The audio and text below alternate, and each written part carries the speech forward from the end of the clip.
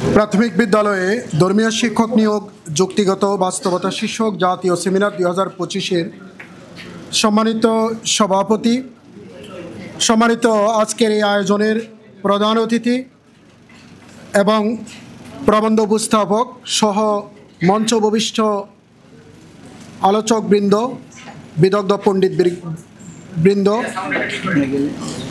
উপস্থিত যারা আছেন বিভিন্ন সাংবাদিক বন্ধুগণ, সুধীজন এবং তৌহিদি জনতা, আজকের যে পঠিত প্রবন্ধ এটা এতটাই প্রাসঙ্গিক এবং এতটাই প্রয়োজনীয় যে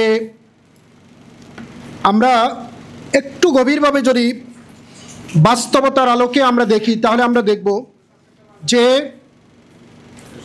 আমাদের প্রাইমারি স্কুলের সংখ্যা যে ফিগারে দেওয়া আছে প্রায় 65,000-এর উপরে প্রাইমারি স্কুল আছে এবং সেখানে ধর্মশিক্ষা কিন্তু বাধ্যতামূলকভাবে এখন চালু আছে এবং বাধ্যতামূলক সেখানে ক্লাসও হয় এবং তাদের ওই ক্লাসটা কন্ডাক্ট করেন অন্য কোনো বিষয়ের শিক্ষক।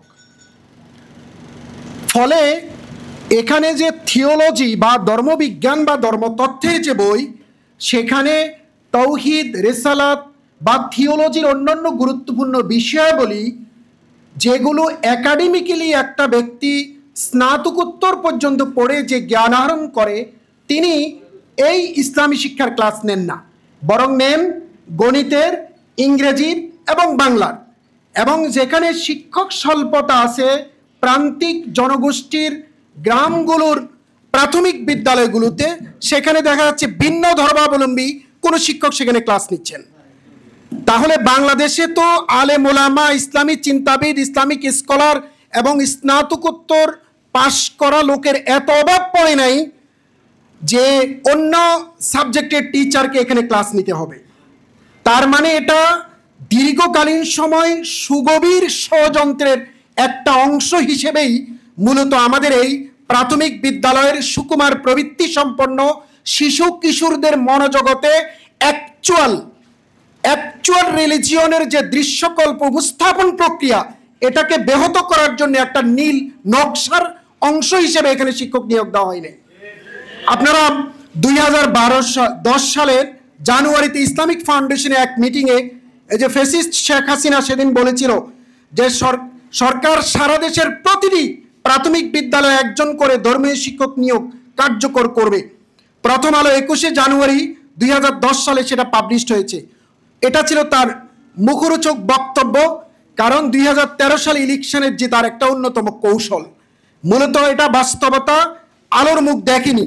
এবং আপনারা জানেন 2013 সালের 9 জানুয়ারি 26,193টি রেজিস্টার্ড প্রাথমিক বিদ্যালয় জাতীয়করণ করা হয়েছে, কিন্তু 14,000 সেই 1978 থেকে 83 সালে প্রতিষ্ঠিত স্বতন্ত্র ইবতেদায়ী মাদ্রাসা একটাও কিন্তু সরকারিকরণ করা হয় নাই।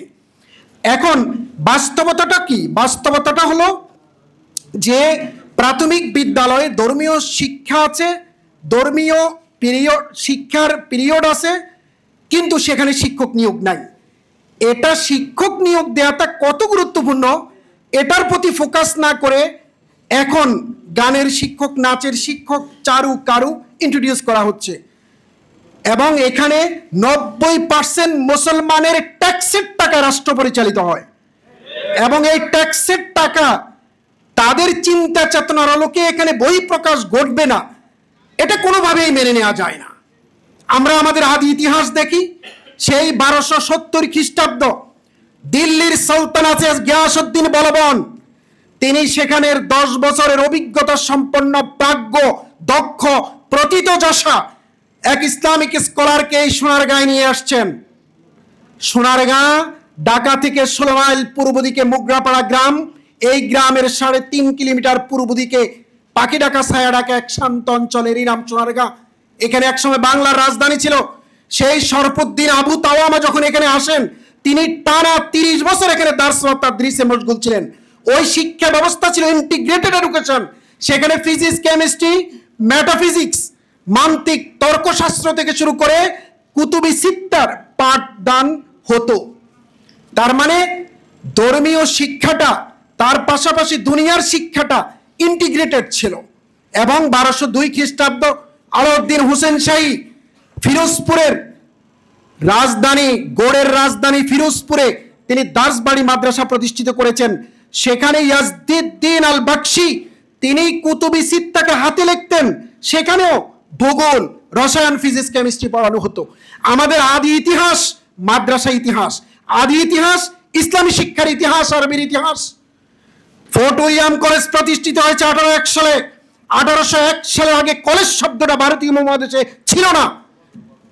AR Mallick, British colonel, Bengal, ওই বইয়ের 148 পৃষ্ঠা তিনি লিখেছেন, এই অঞ্চলে মুসলিম যে সন্তান জন্ম লাভ করত, যার বয়স 4 বছর 4 মাস 4 দিন হতো, তাকে মসজিদের ইমামের কাছে নিয়ে যাওয়া হতো, সূরা আলাকের প্রথম 5 আয়াত পড়ে তাকে ফু দিতেন, তার পড়াশোনার যাত্রা শুরু হতো।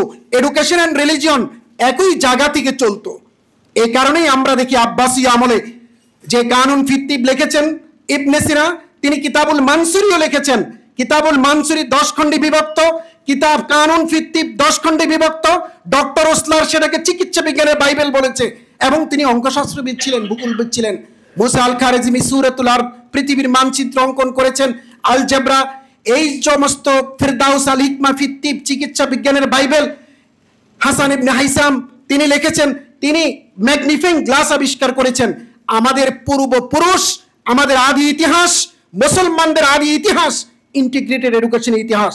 আজকে কেমন এক কালে আমরা এসে পড়লাম, এই টাউট বাটপারের খেলা। এখানে মুসলমানদের টাকায় মুসলমানদেরকে শাসন করে, আর মুসলমানরা এখানে সংখ্যালঘু। 60 আর 70-এর দশকে কিছু ছাত্র ইউনিয়ন নামদারি ওই নাস্তিক, তারাই বিভিন্ন পলিটিক্যাল পার্টির নেতৃত্বে আছে।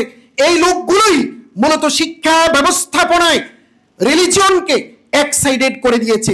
এগুলো মুসলিম যুবক তরুণ তাদের মানস চেতনায় ধর্মীয় শিক্ষাকে এখানে তিরোহিত করেছে। এতে করে কি আমরা ভালো আছি? ভালো নাই। আজকে বাস্তবতা কি? স্যারের চমৎকার উপস্থাপনায় প্রবন্ধে সেটা ফুটে উঠেছে। 2021 সালের 65,882টা প্রতিষ্ঠান প্রাইমারি স্কুল থাকলেও 3 বছরের ব্যবধানে 316টি কমেছে।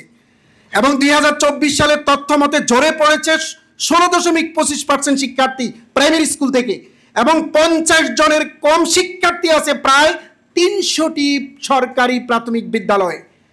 এবং 2022 থেকে 25 সালে নুরানি মাদ্রাসায় 55% স্টুডেন্ট বেড়েছে। ভাবতে পারেন? সুতরাং মানুষের পালস যদি আমরা না বুঝতে পারি, মনোজগৎ যদি আমরা রিড না করতে পারি, মুসলিম মানুষ চেতনায় কি চায়, কি প্রত্যাশা করে, কি আকাঙ্ক্ষা তাদের, এটার উপর যদি ফোকাস না করে ধর্মশিক্ষাকে আমরা কলেজ লেভেলে, ইউনিভার্সিটি লেভেলে সব জায়গা থেকে বাদ দেই, তাহলে এক সময় দেখা যাবে এগুলো অন্তঃসার শূন্য হবে। এই কারণেই 32টা বৃদ্ধাশ্রম আছে বাংলাদেশে।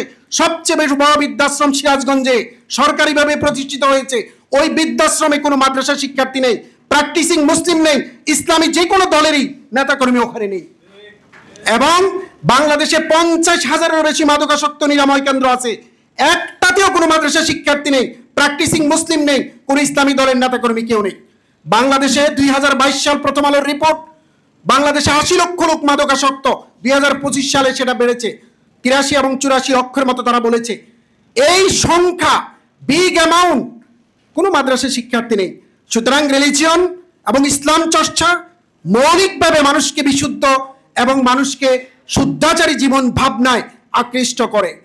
সুতরাং আমরা চাই এবং আমরা দাবি করি যে সরকারি প্রত্যেকটা প্রাইমারি স্কুলে যেখানে সাবজেক্ট আছে, যেখানে পিরিয়ড আছে, সেখানে শিক্ষক নিয়োগ দেওয়া হোক।